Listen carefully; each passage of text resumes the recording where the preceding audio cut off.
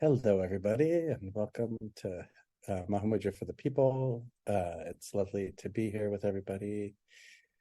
And yeah, today is Halloween in the US, so we be all ghostly. I was going to bring a mask, but um, I didn't. There's a mask behind me that's one of my kids, but I'm not going to put it on.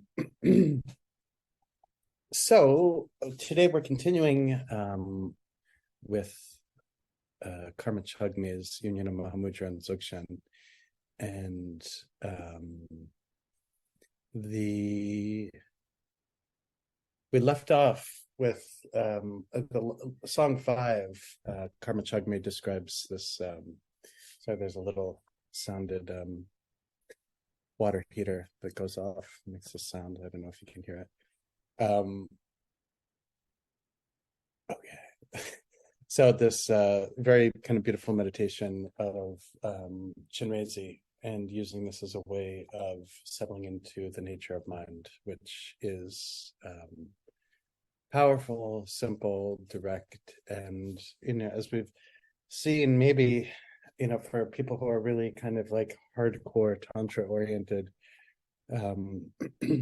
Chinrezi is a nice kind of counterpoint, is gentle and relaxed and simple and accessible way of accessing this direct experience of the nature of mind. So obviously, rather than go back to that for the sake of continuing, that's been recorded, and you can go back to the recordings. But so song 6 focuses on clearing the obstacles for experiences that arise on the path. And so Karma Chagme begins, and again, because these are songs, Emaho. And then he says, in these times, when there's so many who teach the oral instructions, there's so many people who have some partial knowledge, but the appearances of this life are beguiling and enticing. And because of not taking to heart the thought of impermanence and death, there are many whose knowledge remains as a mere theory. Right? And so really, a really good counterpoint or background for this is just taking a moment to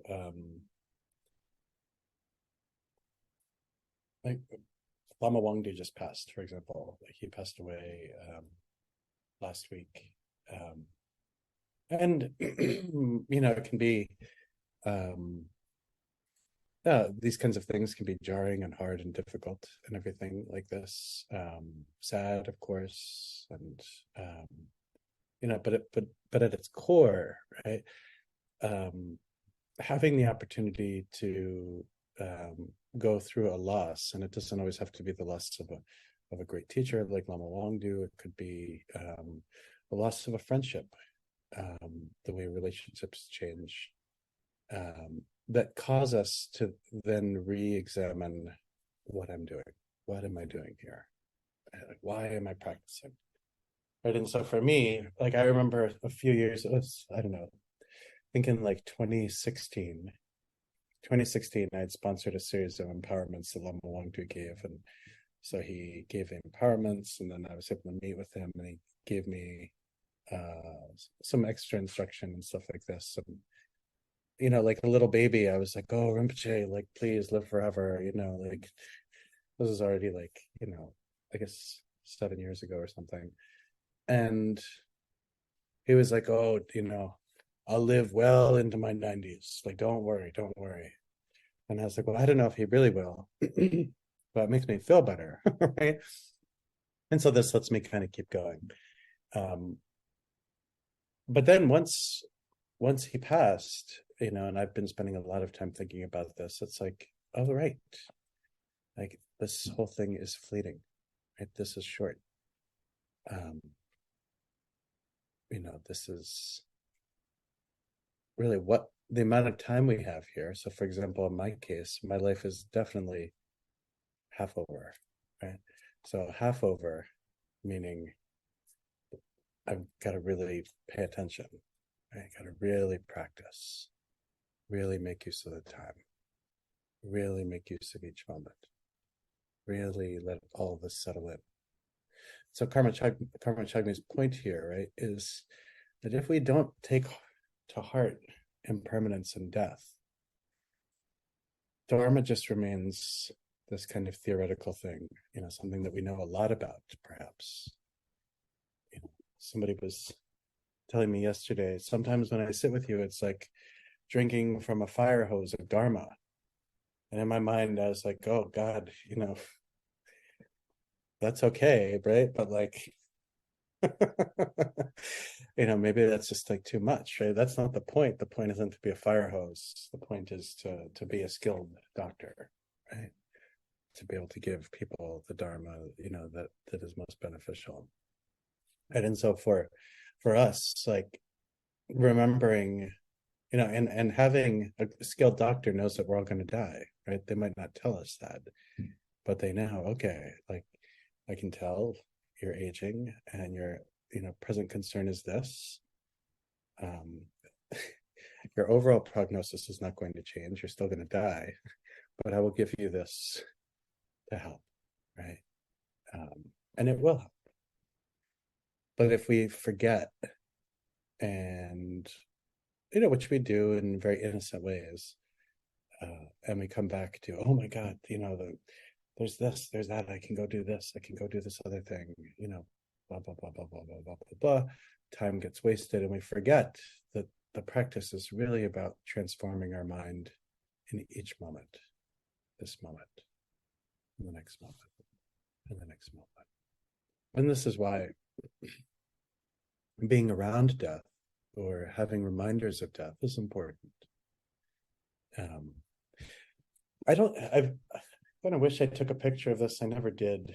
But back when I was with Pathang Rinpoche at his retreat place in Sikkim in the mountains, he had written a long time, a time ago, like with white paint and a big brush in Tibetan, in huge letters, remember you're going to die. And that's the first thing you see when you like go hike up this very steep mountain for 45 minutes, and you get up all winded, and the first thing you see is this message, like, remember you're going to die, right? So like this, like to remember really what practice is all about. This is the biggest motivator. And so then he says, although there such teachers, right, or such people who have received a lot of instruction and all of this, but have not taken to heart the thought of impermanence and death, their practice is, all theory. He says, although they receive many instructions, they're stubborn and insensitive. Without shying away from wrongdoing, their actions are like a mere commoner. And so, this again was written in the 1600s or so. Things haven't changed. How interesting. Maybe people don't change that much. This is what I usually kind of tend to assume, right? So we can receive all sorts of great knowledge, right? Many instructions, right? And we can be insensitive, not know how to be able to listen deeply to people, just steamroll them, so to speak, just roll right over them. Or even worse, within the case of Tantric Buddhism in particular, make use of, non-duality as the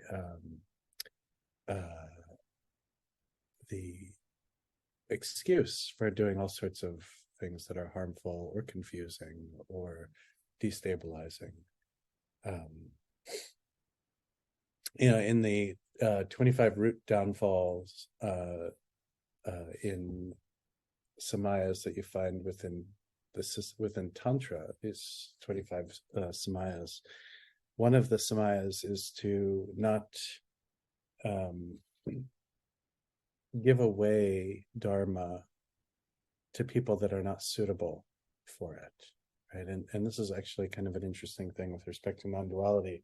Non-duality is complicated, right? To be able to rest into this vast openness that is beyond binaries, right, means having the ability to rest beyond good and bad, and this is a real thing. Right? And when the person is not prepared, it's kind of like potentially dumping a whole can of gasoline onto a match. Right? It can just explode. And sometimes we see these things happen. This happens in some spiritual communities from time to time, not just in the Buddhist tradition, but in other traditions as well.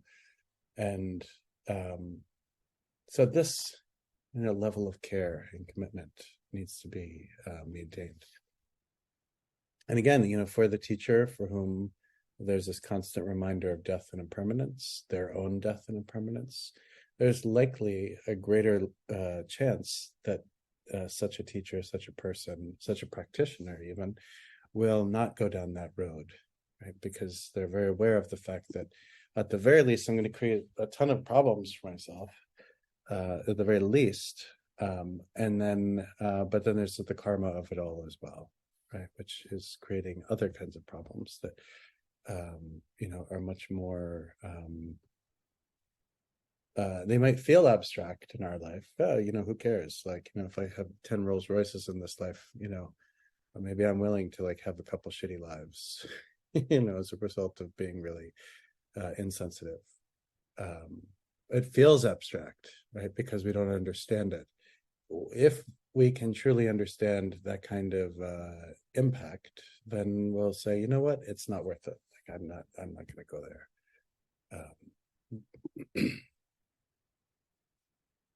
And so then, and so, he ends that with saying, without shying away from wrongdoing, their actions are like a mere commoner, right? Which means that, their actions are coarse and,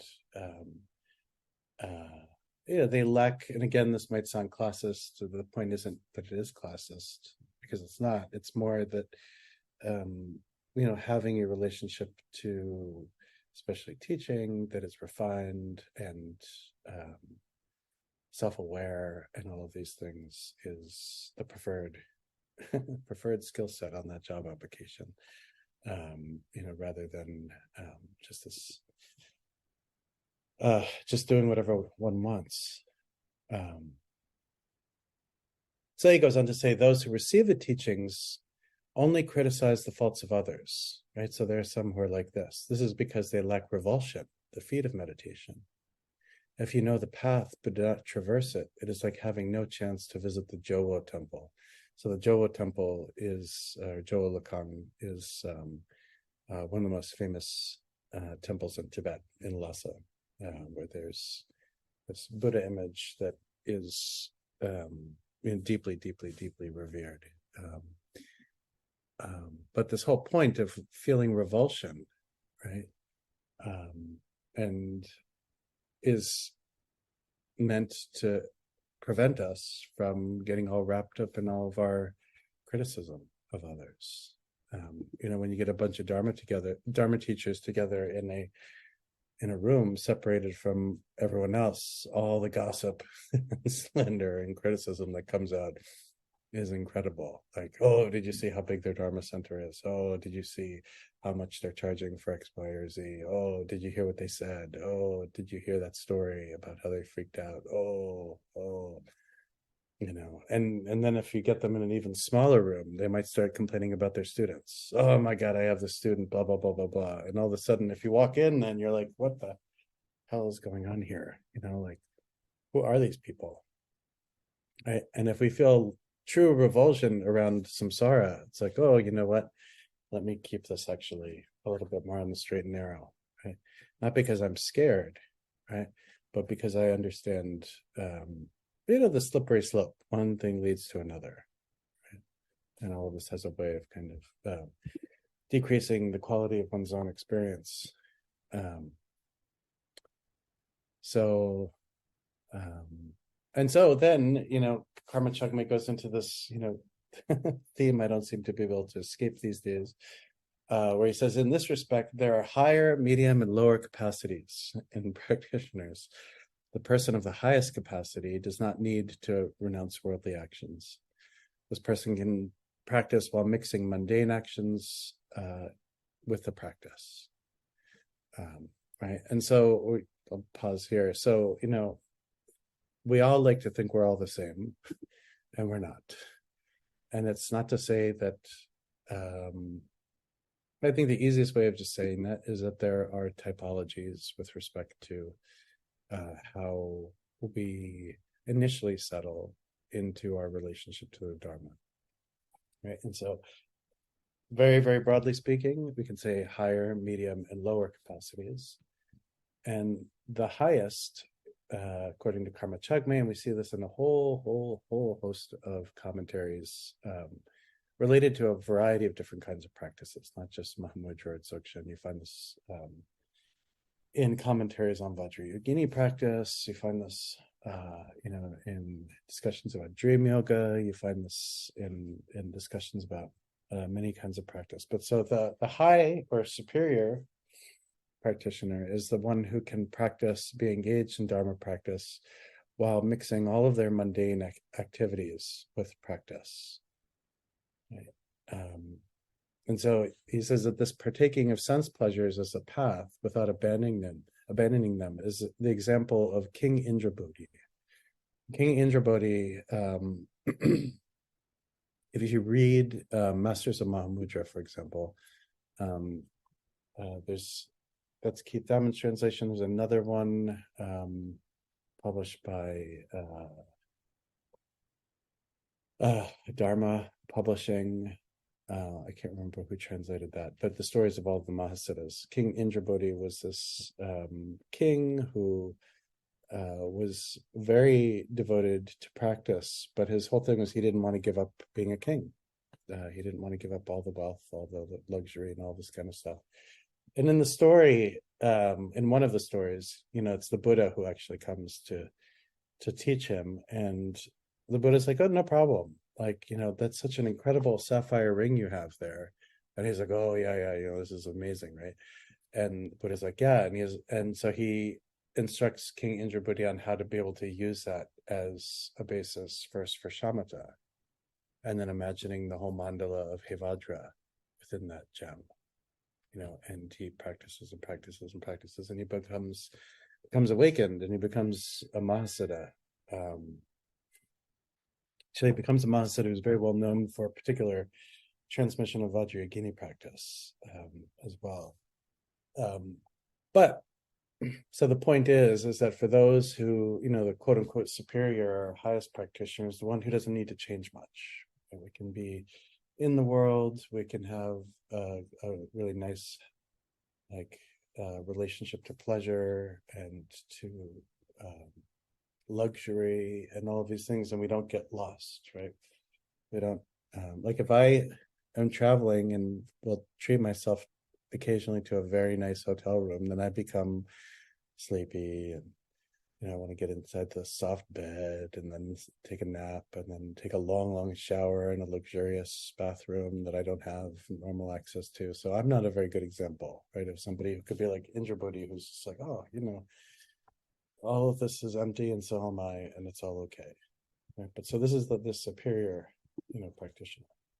Then he goes on to say the person of medium capacity abandons most worldly actions, and they practice while keeping the behavior of a monk or a nun as a monastic.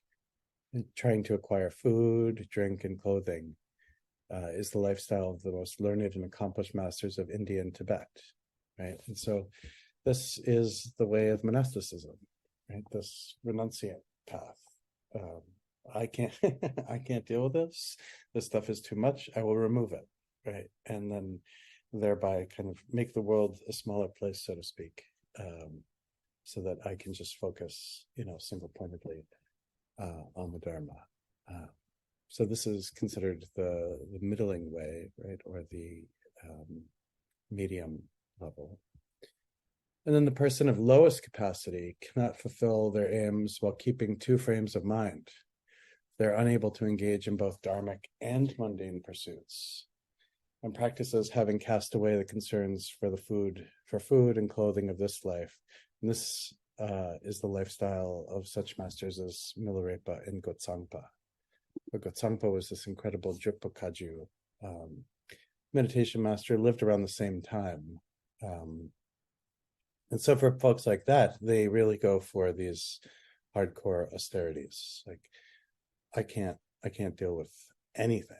Right? I need to be in my small meditation cell or in a cave and just focus single pointedly. Right? And it's when I say can't deal, I don't mean they don't have the capacity to deal, but I mean what they need. And maybe the best way of thinking about this is like medicine. There's three different kinds of medicine, right? Three different ways of applying a a beneficial way, well, the benefit of Dharma practice in three different titrations, I think is maybe another way of saying it. Right. So the least titrated is King Indrabodhi, like whatever, do whatever. Right. That's the oral instruction. Right. And then the moderately titrated, right, is the monastic. And it's kind of like do a little less, right? Just a little less, right? You don't have to be involved in fashion because we take your clothes away or give you robes, right? Everybody looks the same. It's like going to Catholic school. And then the food, you beg for your food, you get what you get, you know, right? So that's moderately titrated. And then most titrated, right, is like you don't get shit. Go sit in that cave, right? And realize your mind, right? No distractions, no anything, right? Maybe you get some tea, right? Maybe you get some stinging nettle, right? But that's it. Like, go do it, you know? So that's the most titrated. And we will invariably like strive and strive and strive to find out where we are in these three models. And most likely, I think, and the healthiest thing to maybe recognize is that all three probably apply to us in different times of our quote unquote spiritual practice life, right? Sometimes we need to tighten it up a little bit. And, it's kind of like the lead up, at least, in the United States here, the lead up to the holiday season. During the holiday season, people eat and drink everything, right? And it's like 2 months of just gluttony, right? And then come January, everyone's like, oh my God, I don't know what's going on, but I need to tighten everything up. I need to become a monastic, or I need to become Milrepa or Gotsangpa or something like this. Like, that was too much. So those of us who are extreme will just go live in one forever, right? Which can work. We don't have to make a definitive statement about any one of them.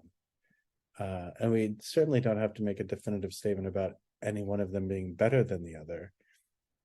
Again, based on our typology, in terms of, our level of what we can hold at any given time, and the understanding that this will change over time, means that if we can have a relationship to all three of these, we can begin to look at when the skillful time to apply these might be.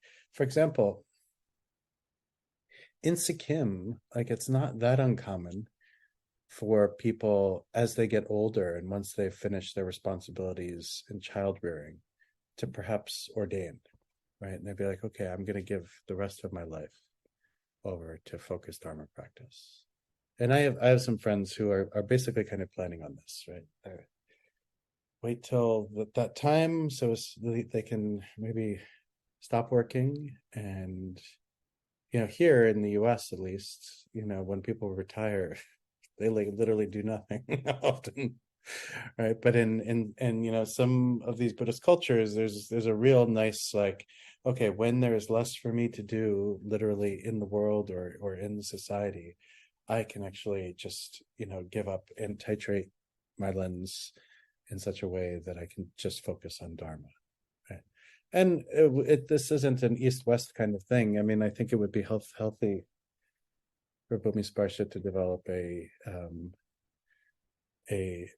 practice career training center or planning center where people can begin to build their career and say, okay, come age 65, the way everything is going on in my life, I'm going to, practice Milarepa style. But actually, maybe to begin to plan this, right? Like, if it's hard for us to build a practice now, what makes it think it's going to be any easier as we get older? So it's good to start to build this into the way we might think of our lives. So when Karma Chagmi says, whichever way you do it continuously, right? Like don't be wishy-washy. If you practice without abandoning it, experiences and realization will dawn. Due to the constitution and faculties of the individual, what occurs to one will not occur to others. Some are pure and will have high experiences and realization, while others, after each experience, will have despair. For some, experiences gradually improve more and more.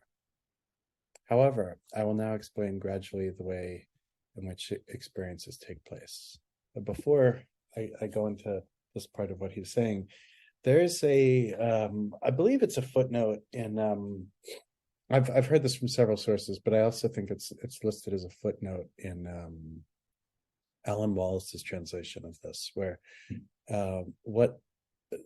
there's this really fascinating description. I think it was Gyatro Rinpoche. So Gyatro Rinpoche kind of worked with Alan Wallace on this translation, was pointing out that it's possible for your practice to unfold in such a rapid way, relatively speaking, in somebody's life, that all of the qualities, right, all of the beneficial qualities that are the means by which we measure these don't fully manifest, right? And they can manifest in our next life, right? And what this means is that if we're practicing and we're like waiting, oh God, where's all my patience? Where's all my, compassion? Where's all my single point of concentration? Where is that? I've been doing all the practice.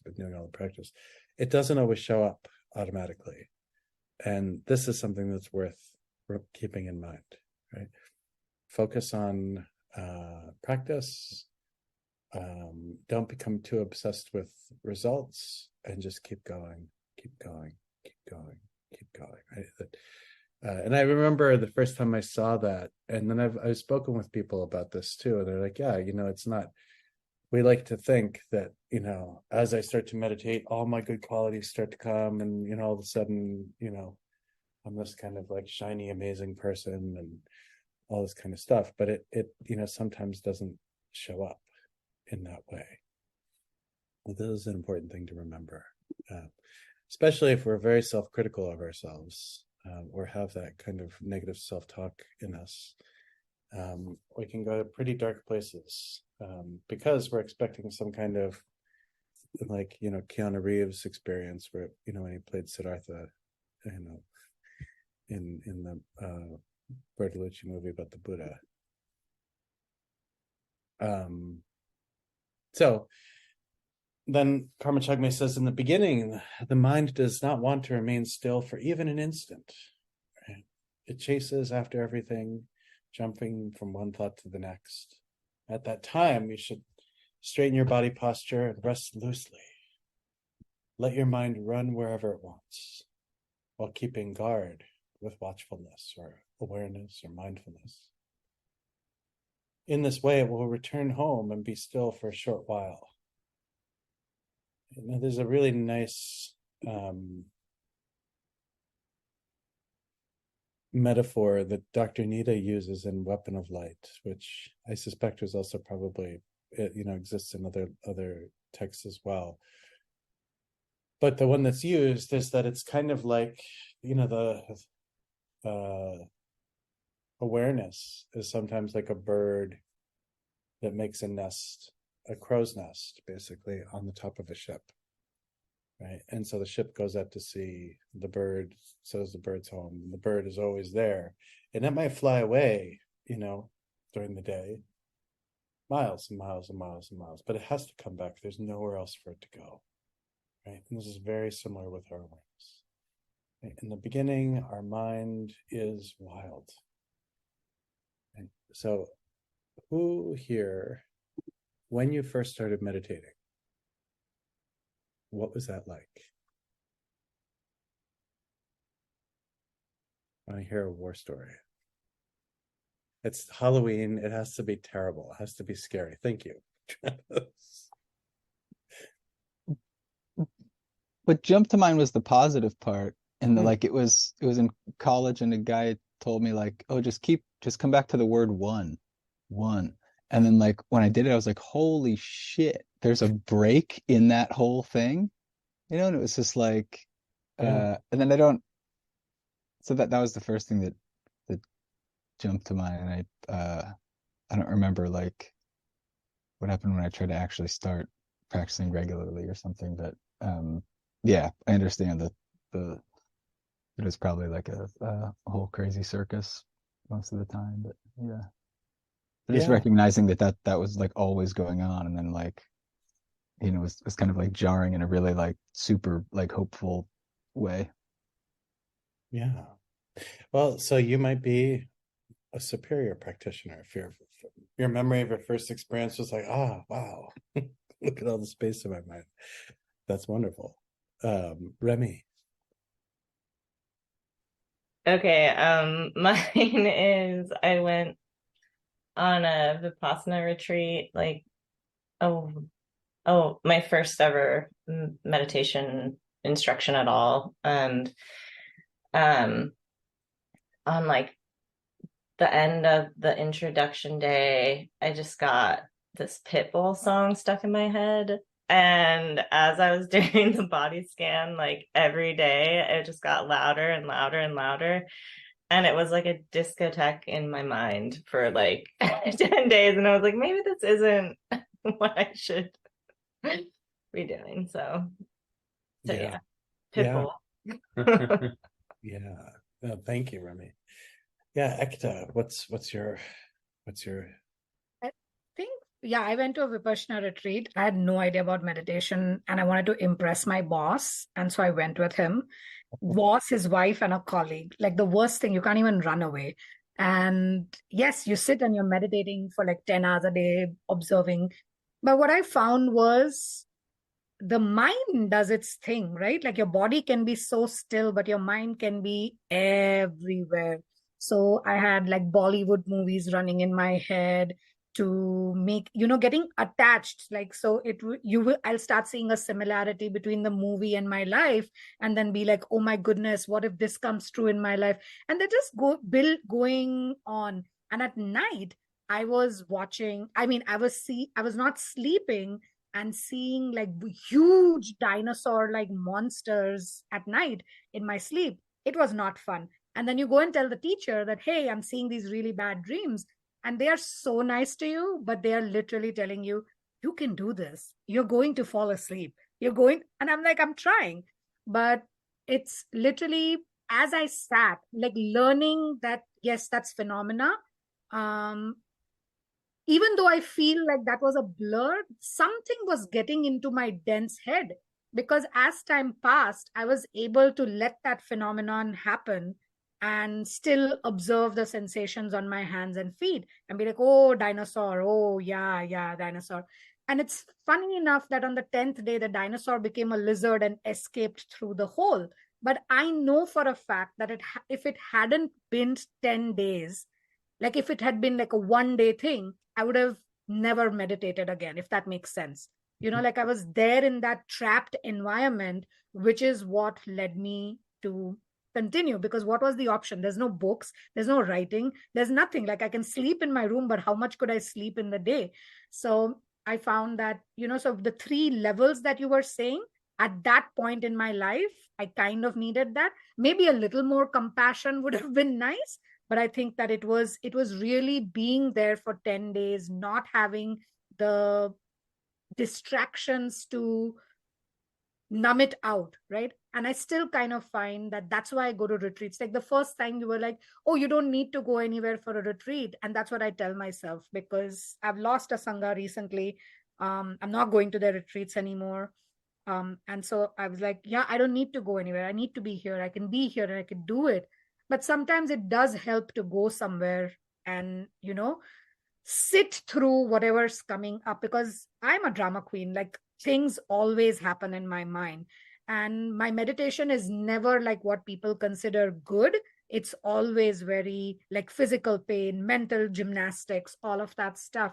But I think that just having that space on my schedule and that space of cognitive awareness that I'm here to do this is very settling for me. So like the gymnastics continued, and that controlled environment was nice because I was forced to A, listen to what the teacher was saying, and B, experience that in my own body and mind, like the impermanence and the nature of mind, which is just to keep going if you don't give it anything to take a break, like if you don't give it permission. So that was a long answer to a short question. Thank you, Ekta. Yeah. So people have had this experience, right? It's Karma Chagme was just like us, right? In our experience of mind, especially meditation in the beginning, it's wild, right? You stop, kind of like well, if the earth is spinning, right? It's spinning, and if we just stopped it, and everything was, the surface of the planet was moving at the same rate, like imagine where all of the water would go, right? It would all keep moving. And so when we stop and settle into stillness, the mind doesn't instantly settle into stillness. It keeps going with all of its stuff, right? And so when we're in the very beginning, there's this kind of like wild experience of mind. This is also really, unfortunately, also the time when a lot of people will also give up because they're like, this is crazy. Like, I don't get it. Like, how can Ekta sit for so long now? I'm just starting and it's all intense, right? So, in the beginning, it's like this. And especially within the context of Mahamudra and Dzogchen, like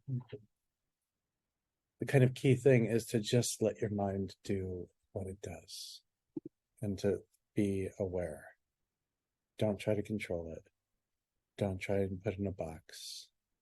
Don't try and banish it, right? Push it away. Don't try and snub it out. Just let it go and remain aware, remain mindful. Okay? And in the beginning, we get frustrated, we get irritated. We're like, why am I doing this? My poor boss. What does my boss think of me? All these kinds of situations, right? All of this, right? And the thing is, and I'm sure I'm gonna check with everybody here. Does this change? No, the experience never changes. Yeah, over time. Yeah. Ready or not. Ready or not, yeah, totally. Right. There's this Dr. Nita uses it, and you see this in other texts too. This metaphor or analogy of a child, a baby or toddler playing until it gets tired and it finds its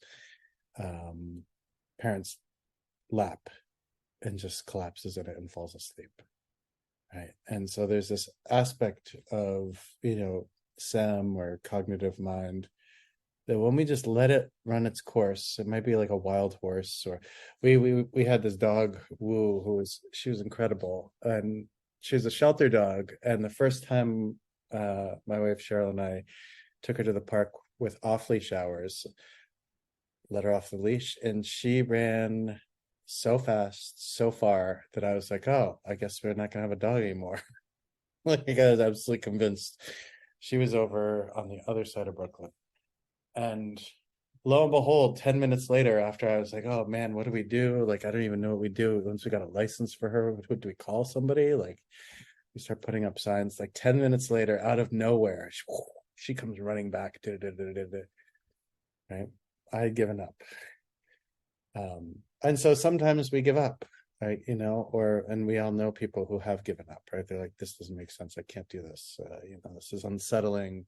I used to find this all the time in corrections. Correction officers would be like, this is the worst feeling I've ever had, and it's like, and that's intense to hear too, because like, wow, that's kind of like the baseline. But if with a little bit of discipline, right, a little bit of staying, right, we can generally notice that there is a shift in experience over time. And so in Karma Chagme, then this part is all kind of rather like distilled. He says, both stillness and thought occurrence belong to shamatha. The insight that their essence is empty is vipassana. Their unity is to realize this as indivisible oneness, the emptiness of both stillness and occurrence. Right? So stillness and thought occurrence, right? Stillness means, you can be sitting in meditation and there's really not a lot going on, right? There's a lot of clarity. There's quote unquote space between the thoughts. As thoughts arise, they're not like, it's not like a violent pop-up coming. They're coming, but maybe very slowly, or maybe not at all, right? So this is stillness. Occurrence is the trickle, right? And it could be a rather quick flow, or even a flooding of thought activity, coming. Right? And so when he says that this both stillness and thought occurrence belong to shamatha, right? The point here is that shamatha is a meditation practice that will help us to be able to understand, well, how to relate to both of these and to develop an experience of mind that is able to, quote unquote, hold the experience of both of these things.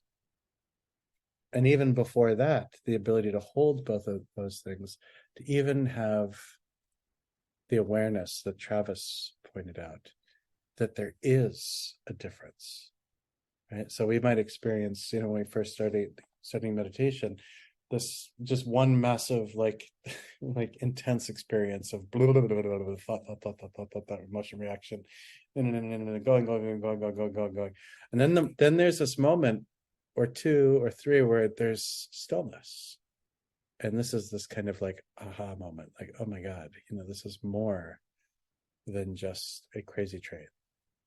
There's something more. And so the practice of shamatha,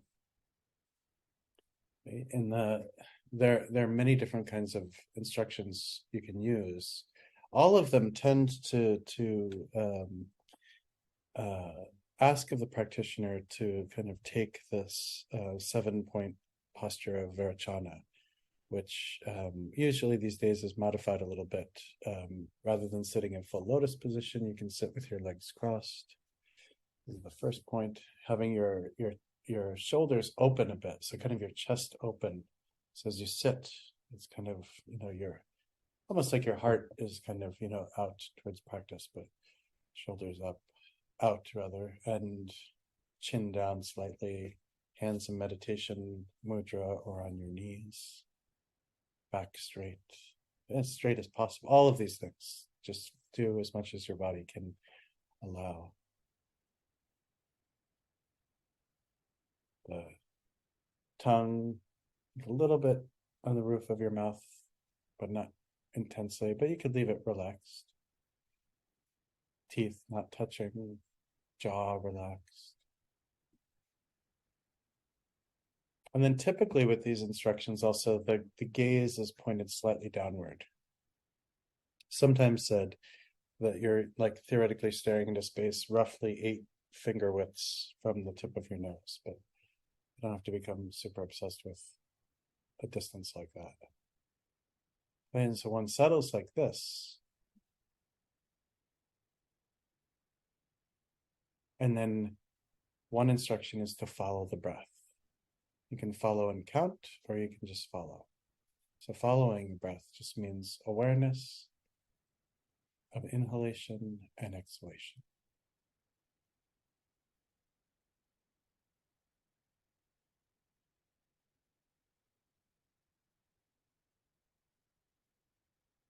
Just notice.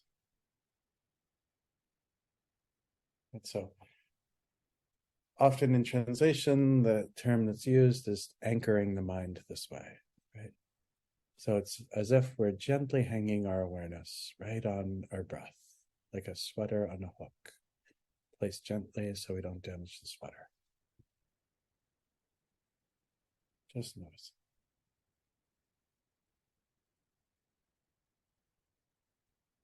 In some systems, there's counting the breath. So inhalation, exhalation, 1.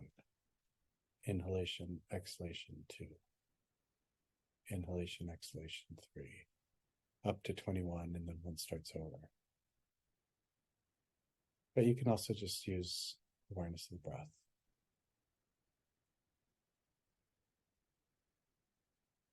And then another technique is to use a physical object in your field of vision. And just use this. Notice it. Again, lightly place your gaze on it. We're not trying to burn a hole through it with our eyes. Just notice.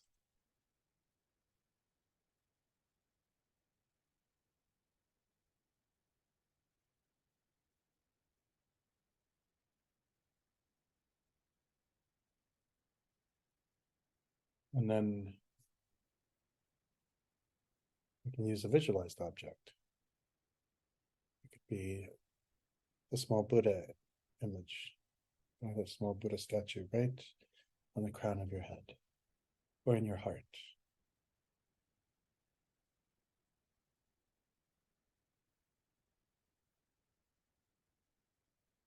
And settling into that. By allowing yourself to develop this awareness of there being a Buddha right on the top of my head. Settling into the light, focused awareness. Run that.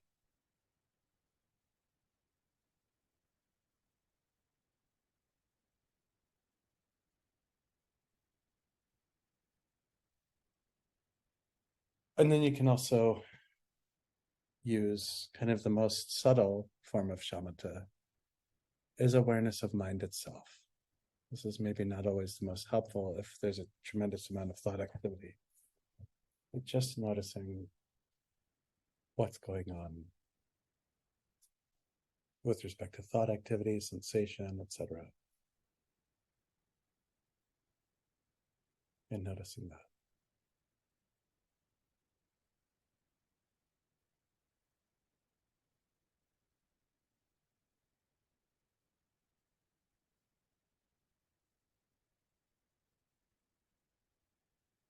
And over time, we develop a sense of stability with respect to our mind. And what does that mean, right? That's like stability of mind. It means awareness of mind, awareness of thoughts, right? This ability to be able to let it happen, right? So there's what in the Karma Kaju, kind of classical Karma Kaju training from Mahamudra. This is also right when Tilopa's 6 nails tends to be introduced as well. So as you're resting into shamatha, letting go of the past. And so all of last week, all of earlier today, all of the weekend, all of the earlier part of our life, all of everything prior to this moment, just release. Everything that comes next, release. And then try doing this while you just remain mindful of your breath. Letting go of the past, letting go of the future, and then letting go of even this moment.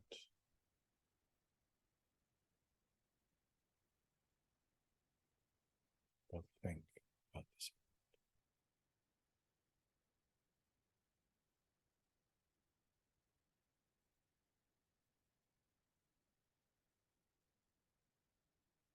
And then letting go of control.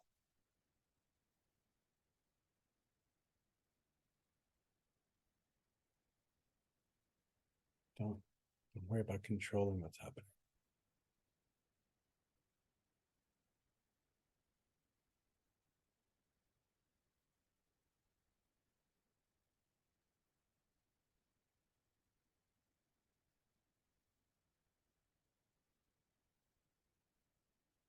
And don't worry about figuring anything out. Who cares?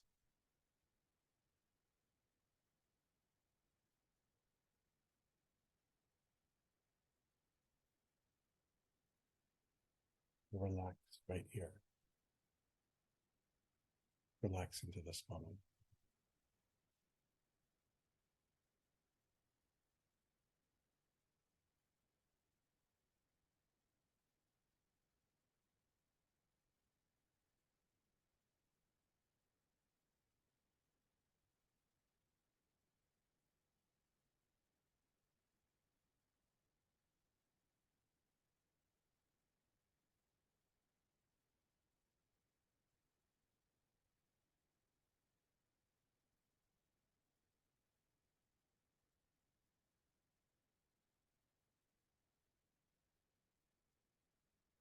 And as you notice, thoughts come and go as they do.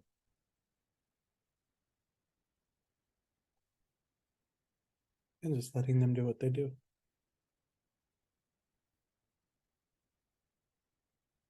All the while trying not to control, trying not to figure out, trying not to constellate into time.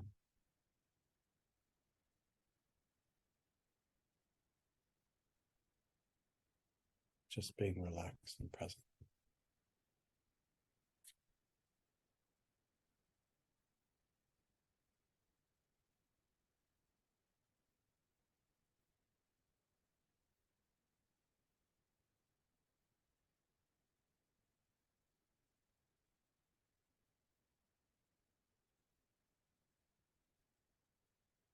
And with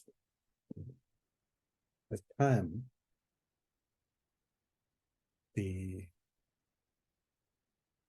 our experience changes, right? With time, our experience of mind shifts a bit. There tends to be a settling on average. And again, Karma Chagme very skillfully points out that things arise differently for different people. And we don't even need to go there in terms of why, right? It's not, the why is not necessarily so important. It's to know that we could say by approximation, this is like, the experience that most people have. Not everybody has that experience, and it doesn't always unfold in the same way. This is an important thing to remember. If anybody's ever had I may be dyslexic when it comes to numbers. I've never been tested, but I've always been absolutely the worst student in math my whole life. And I remember teachers just thinking I was one of my math teachers was like, "Why do you hate the world?" I was like, "I don't hate the world. I don't understand what's going on here," and couldn't understand, that, and it was just this weird resentment he developed in me because I guess he assumed I didn't care. But I was like, I can't. I mean, it's so bad that even this idea of counting breath is just it's never been, comfortable. So I just use awareness of breath, right? But this is what I mean by bringing up this math teacher, right, is that if meditation teachers were this way, right, there's just one way. Why aren't you doing it the way why aren't your signs arising like my signs arose or my teacher's signs arose? What's wrong with you? It's it's just like these kinds of things, right? The way this, could say on average, hopefully, theoretically, perhaps, most people move in this direction, right? And but maybe we can make it extra wide so that more and more people fit inside, right? We don't have to get so wrapped up in the like problems with pedagogy so much as to understand as practitioners, right, that things arise differently for people for a whole host of reasons. But theoretically, on average, the more time one spends in shamatha, the more of a greater experience of quiescence there is over time. Quiescence meaning two things, like a stability, a sense of stable ease with respect to mind, meaning there's a sense of greater spaciousness. The thought activity that occurs is able to occur without us having to zoom in on it, like with a microscope. Right? It's just able to be there.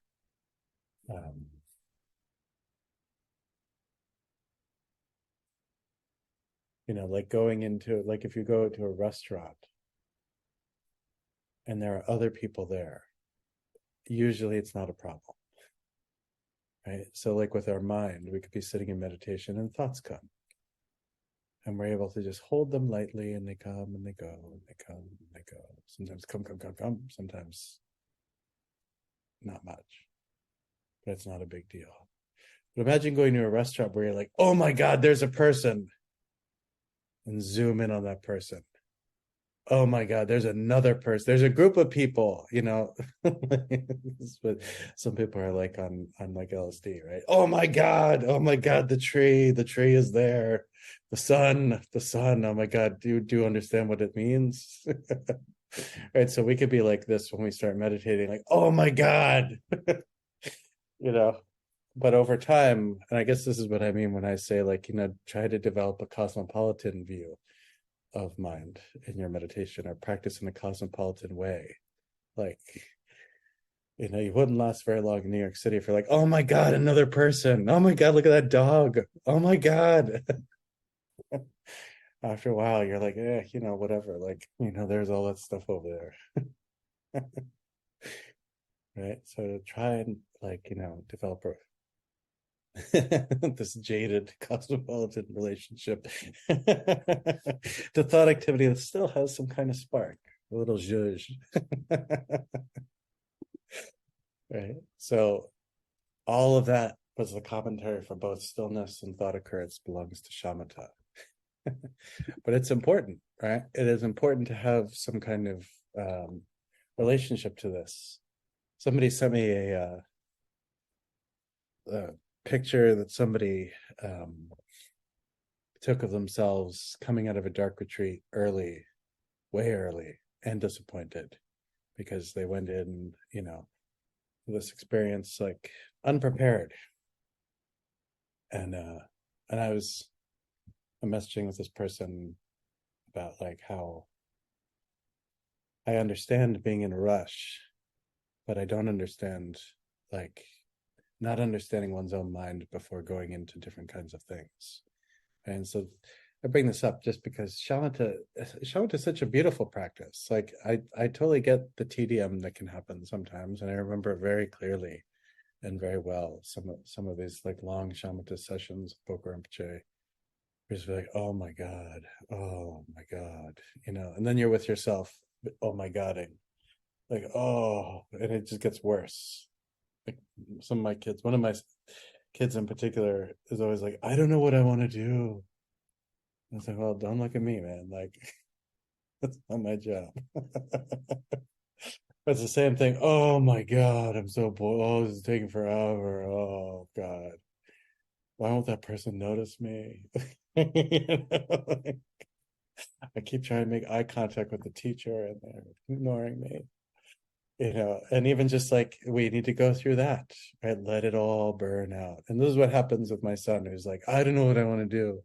If I ignore him for a little bit, he's like, oh, I know what I'm going to do. Like, that guy's boring. Like, right? But without that basis, it really doesn't make sense to do a whole lot more, right? It's the same thing as like saying, oh man, bricks are just so overrated. Like I'm gonna make my foundation out of gummy worms for my building. Bricks are square. Bricks are for squares, right? Stable foundations are for squares. I'm going to not have a foundation. I'm going to build my whole Dharma experience with no foundation, even. I'm going to show them. I'm going to buck the system. Right? So stable foundation is helpful. There's compassion in that, right? Which is why shamatha is important. And then, so the next slide, the insight that their essence is empty, right? Stillness and thought occurrence is empty, is vipassana. Okay. And so a lot of people are like, yeah, man, like I studied MBSR, like I know all about vipassana. It's not really that kind of vipassana. I'll say that. And what is really fascinating, if you spend a lot of time doing shamatha, especially this kind of much more subtle form of just using mind as the anchor, right? I.e., thoughts as they arise as the anchor, you already begin to naturally kind of transition into this experience of vipassana. It's not like I need to go buy a new meditation technique, like some, like I was registered in Shamatha 101, and then I did Shamatha 202, and then Shamatha 303, and now I need to pay all this money to get into Vipassana. Like Vipassana just happens. The more subtle your Shamatha is, Vipassana just happens. And what does this mean? This means that the mind is able to begin to become aware of itself. It's already happening. To some extent, even within the context of shamatha, there are no hard lines. There are hard lines in a lot of these long training programs. So you can't cross that line until you pay blah, blah, blah, and do all this stuff. Right? With Vipassana arises all the time. Right? Vipassana is resting into awareness. And so even when we're resting into the experience of shamatha, just watching what's arising, sometimes the mind begins to watch itself. Right? Awareness begins to get curious about the nature of, quote unquote, the container of mind. Well, what is mind? Where is it? Like where do the thoughts come from? Is there a little hole somewhere and they're leaking out from some other place? Do they arise from my heart? Oh.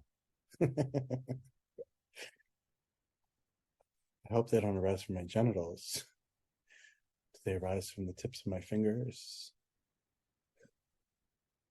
All my thoughts coming out of my fingers.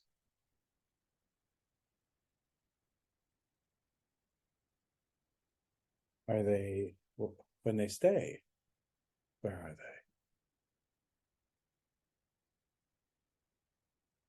they? Right? When a thought is just there, is it like a cloud in the room?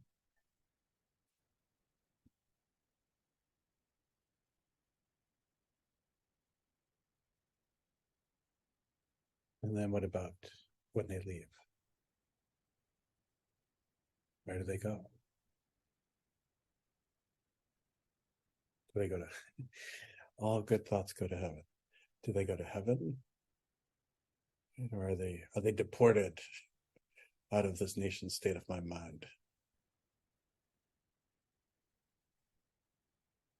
If they die, are they buried?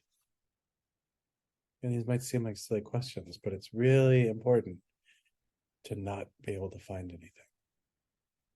If you think, oh, they come from my heart because I'm a open person and I'm loving and compassionate, well, you haven't looked hard enough. Or they come from my brain because I'm super smart. Where do they come from?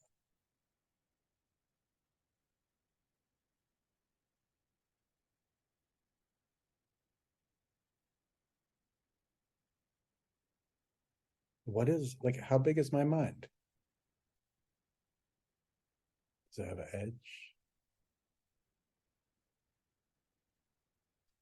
So with Vipassana, we're not necessarily asking these questions, but it's like we're using awareness as like a sonar ping, out, out, out. And in a self-reflective way or self-reflexive way, at itself, at everything arising within it.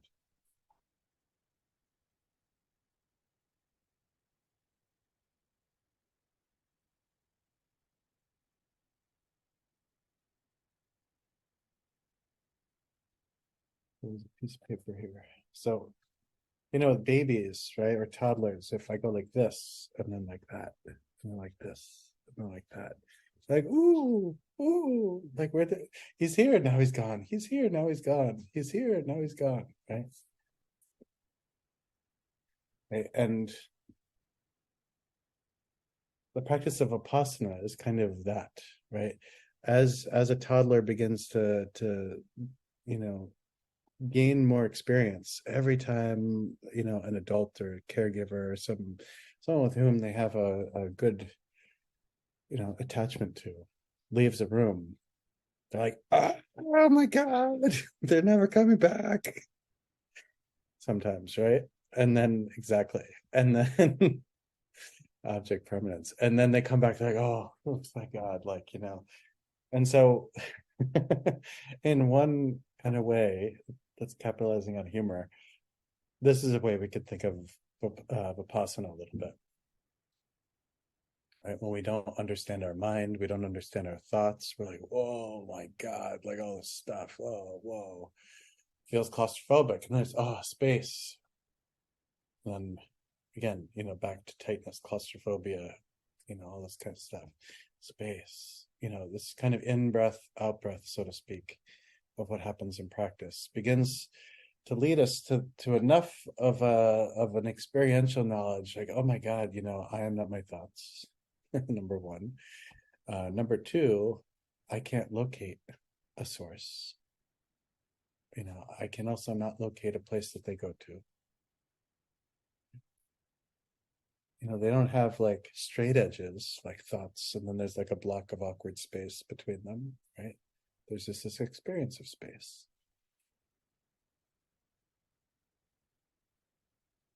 Right, the vastness of mind. Maybe the first couple times we experience that, we're like, oh my god, there's no I can't take it,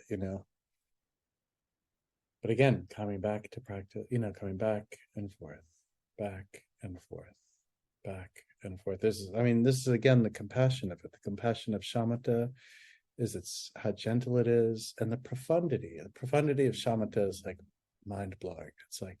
It's really something to savor. And then Vipassana too, the compassion of just coming back, open awareness, coming back to see everything. And I don't mean in a formulaic way, but over a couple of years of practice, coming back to it, coming back to it, coming back to it, each time maybe a little bit more, or every month a little bit more, a little bit more, a little bit more, a little bit more, a little bit more, until there's this actual awareness of everything that's coming. And then we can begin to actually see the emptiness and the unified emptiness of both stillness and thought occurrence, and a sense of like healthy pride that, wow, I noticed how in the past I used to really preference stillness. Like, that's the thing, man. Like, and then when you begin to recognize, oh, there's actually not much of a difference between the two, you can really begin to kind of you could say own your insight a little bit and celebrate it. I think that's a healthy thing to do. So then he says their unity, right?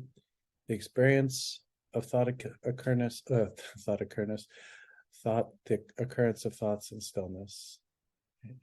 And their empty essence, right? The unity is to realize the indivisible oneness, the emptiness of both stillness and thought occurrence.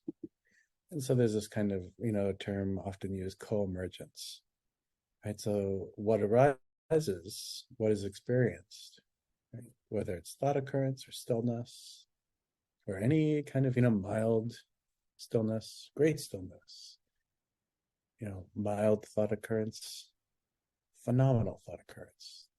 The fact that we actually recognize these as being empty, right? They're not big blocks of stuff in my brain that are just there and take up all the room and freak me out. When these things happen at the same time, this is a really beautiful experience of co-emergence. Right? Co-emergence meaning that both are happening at the same time. The emptiness and the experience of stillness or thought occurrence is happening at the same time. And then Karma Chagmi says, although you have understand this to be so, sometimes when resting in practice, you become exuberant and exhilarated. Your mind gets fascinated, thinking, this is it. Aha! There we go. Now I will start a mindfulness program. Haha. I got it. I got it. They don't have anything on me. Sometimes it will not remain, but is scattered. It moves about like the wind, right? Everything that we see. Even though we look, the experience is effervescent and fleeting, with nothing to be found or seen. Then you become frustrated and think, oh no, this is not right. It's gone. Right? And this is also the kind of, developmental object permanence with respect to confidence in our practice. Sometimes like, yes, haha, well done, job well done, good. And I'm going to go to the bar now. I was able to recognize the nature of my mind, check, today, all done. Right? And then these other days, you're like, oh my God, oh my God, oh my God. And so, these experiences are called nyam, in addition to a whole, any kind of experience is called nyam, really. And then the kind of key point or key thing to remember is to be as jaded New Yorker you can be about any of this stuff. If there's an impulse to be like, it's like, that's not cool. That's not cool. Just relax. And then if you're ready to slit your wrists because you're like, oh my God, it's been all these years and I can't find any way of measuring that this has yielded any result. You're like, oh, I'm ready to fling yourself off of a bridge, right? Don't worry about it. Just keep coming back. Just keep coming back. Just keep coming back. And what this really is about learning how to be able to trust that there are other ways of relating to what is happening in the moment. It doesn't have to be so binary. Oh, this, oh, that, oh, this, oh, that. Right, we begin to become a little bit more sophisticated, so to speak, with respect to all of the possibilities, right? And to become even sophisticated with respect to everything that happens. Sometimes it's boring. So what? Sometimes it's incredible and euphoric. Excellent. So what? Sometimes, it becomes, we become afraid that we're not actually going anywhere. So what? And then Karma Chagmi says, at that time, recognize the thought that occurs, and by looking to where it came from, where it vanishes, where it remains, you'll find nothing but emptiness. For example, if you cut one piece of bamboo and look within it, you will understand that the inside of all bamboo are empty. Likewise, when you realize that one thought is hollow, since all thoughts are the same way, there is no reason to be elated about stillness and depressed about thought occurrence. Just as there is no difference between water and its wave, look into the essence of whatever takes place without making distinctions between stillness and occurrence.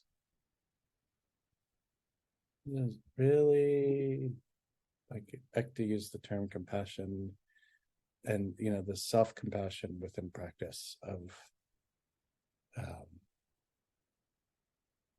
just going and trying and doing and having the the ability to slow yourself down if slowing yourself down is right, or straighten yourself up if straightening yourself up is needed, or relax,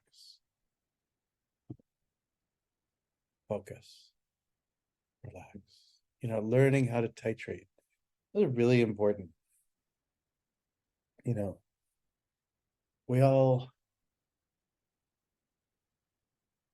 I remember once I was with a bereavement counselor when I was working in hospice, and we were working with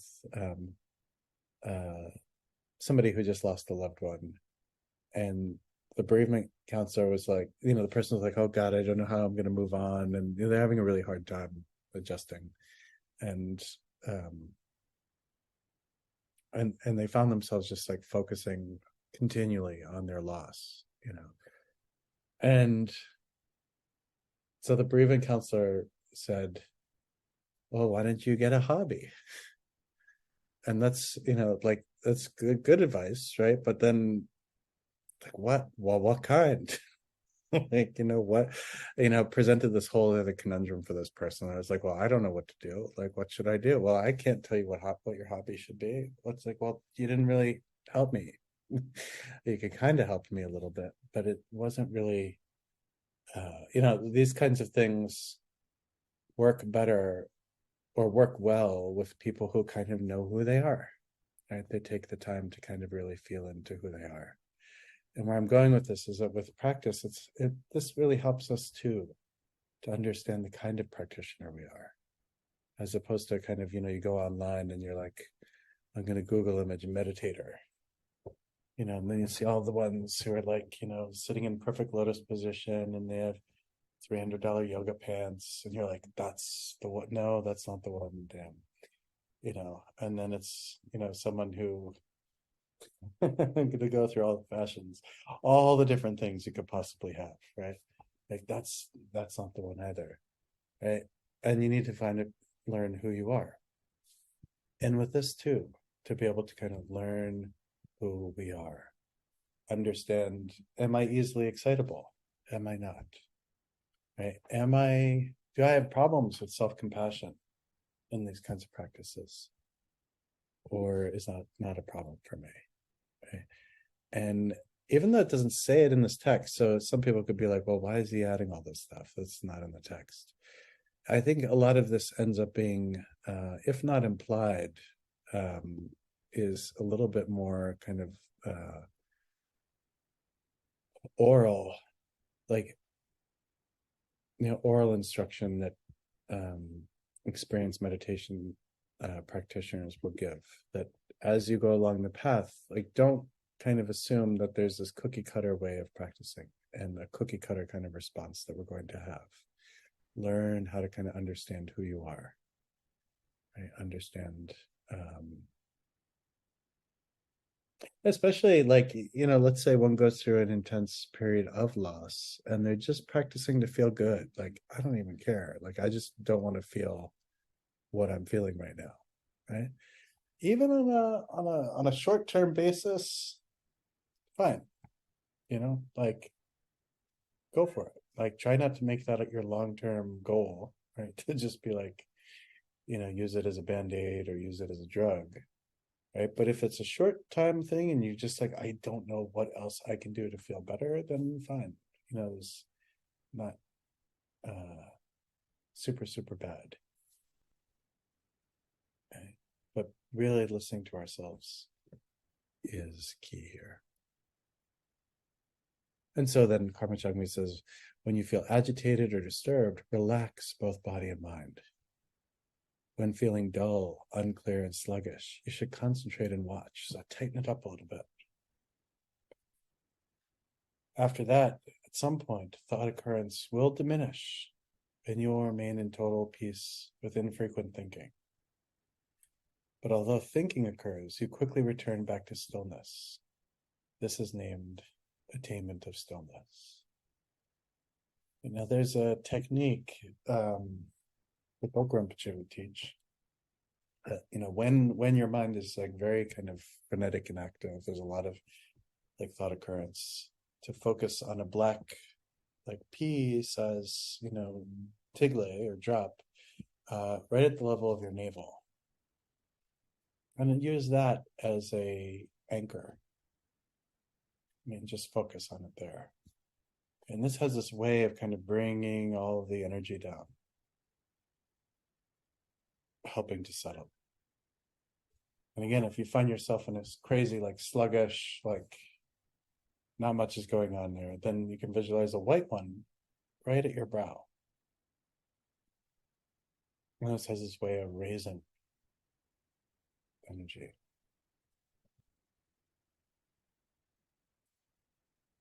It can help sometimes also to keep your body totally still. Still body, still eyes tends to mean less thought activity, right? Because less and less of karmic winds are being agitated. Right? The winds in the body, as they become agitated, thinking happens, right? It's very like, the more we can just let our mind be understand it as like somewhat mechanistic, in the sense of like a snow globe being mechanistic, right? It's a very simple mechanism. It is a glass sphere with water inside and, whatever white little things. When you shake it, it begins to, all the particles around move. When you leave it alone, everything becomes still. This is really kind of like what our mind basically is. Many of us are very attached to our mind. And so then we say, not my mind, maybe your mind is basic and simple like this, but my mind is complex and amazing and shiny, blah, blah, blah, blah, blah. But the more we practice, the more we see that actually in terms of mechanism, it's actually pretty basic. And the Karma Chagme goes on to say, following this, while sustaining the practice, there occurs a vividly clear and awake openness. This is like the example of a lake being unharmed by waves, because one is not even harmed by the slightest occurrence of thought. Sometimes it happens this way, sometimes not. Sometimes it feels difficult to meditate or even to keep your posture. At times, these experiences happen even without meditating. Right? So sometimes we'll find ourselves with this very clear, open, awareness or awake openness. See, right?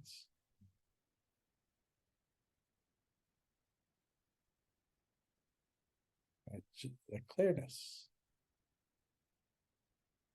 Sometimes it happens, sometimes it doesn't.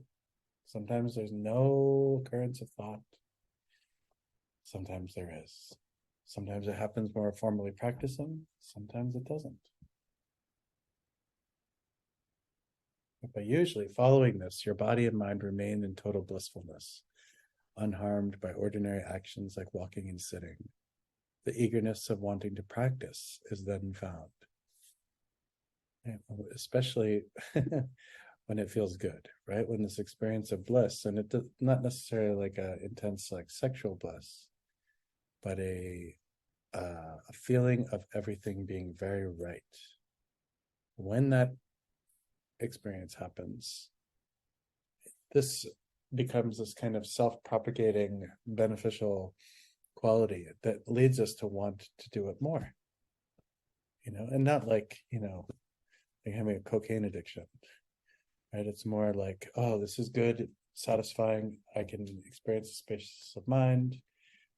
There is this feeling that is wholly positive, right? Even a little sparky, right? Sparky in the sense of, like uplifting.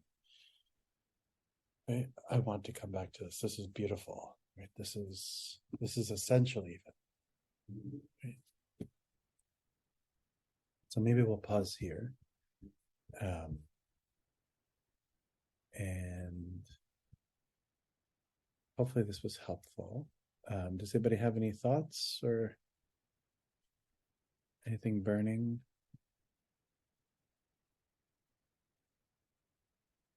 Okay.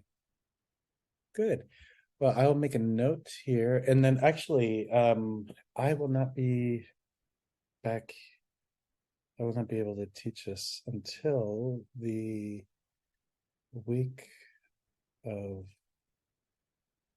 the 20, so until the 21st, because I'll be at Pureland Farms for the Structure Retreat that starts on Sunday, and then I fly back next Tuesday, so I'll be in the air this time. Hopefully everything will be going smoothly, but on the 21st. So see you all then. Maybe we can very briefly just dedicate the merit to every single person who has ever meditated, who is alive, and then all the ones who have achieved awakening. There are many of those, and all of those who have in the past practiced meditation and who have either died because they've died or have given it up because they found it frustrating.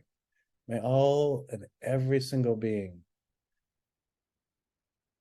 who settles into the practice of meditation be able to be blessed, to be able to recognize the co-emergence of thought activity and stillness as being empty. And may the blissfulness of this increase, increase, increase, increase, increase, increase, so that every single meditator in this world system and every other world system imaginable feels inspired to keep going and going and going. And may that lead to these bliss waves that heal all beings, solve all problems, cause Buddhas to arise from our fingertips. May everybody here have a wonderful Halloween, even if you don't celebrate it. May you accidentally find yourself in a costume and having a great time. Take good care, everyone. See you.